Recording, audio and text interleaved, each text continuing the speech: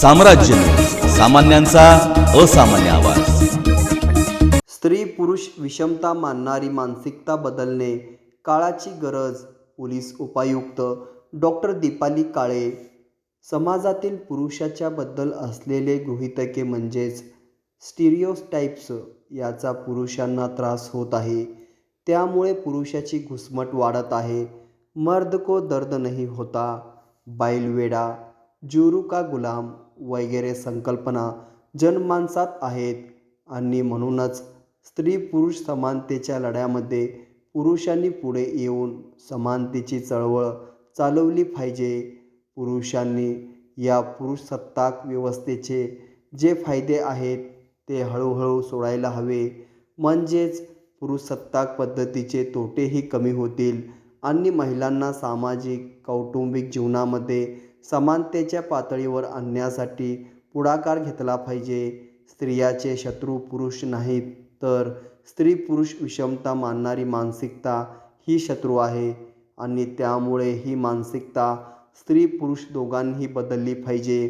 काही विकृत पुरुषामुळे समस्त पुरुष जातीला लागलेला धब्बा कलंक पुसण्यासाठी आता समाजातील वैचारिक व जबाबदार पुरुषांनीच अशा विकृत पुरुषाचे प्रबोधन करण्यासाठी लढा दिला पाहिजे, पुढे आले पाहिजे। तेव्हाच स्त्री पुरुष समानता येईल आणि हे करत असताना प्रसंगी त्रास होईल, परंतु सध्या आपण बदलाच्या संक्रमण काळात असल्यामुळे संयम राखल्यास नक्कीच यश येईल असा विश्वास व्यक्त केला।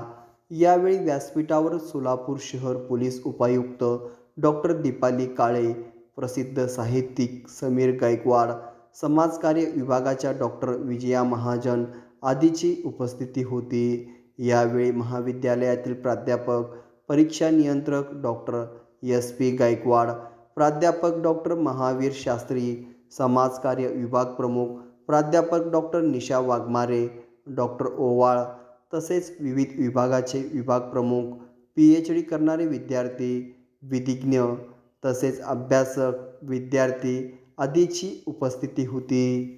सत्ताक पद्धती अजून सोडलेली नाही आणि मातृसत्ताक किंवा मातृसमानता, मॅडमनी मगाशी सांगितलं तो शब्द मी नक्की बदलेन।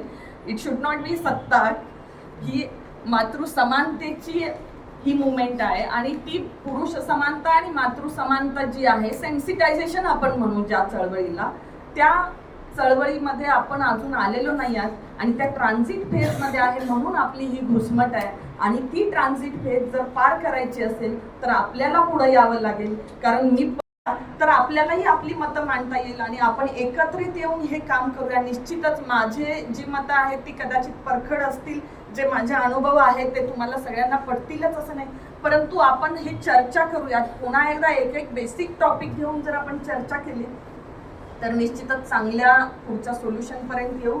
पुन्हा एकदा आपल्या सर्वांचं मी अभिनंदन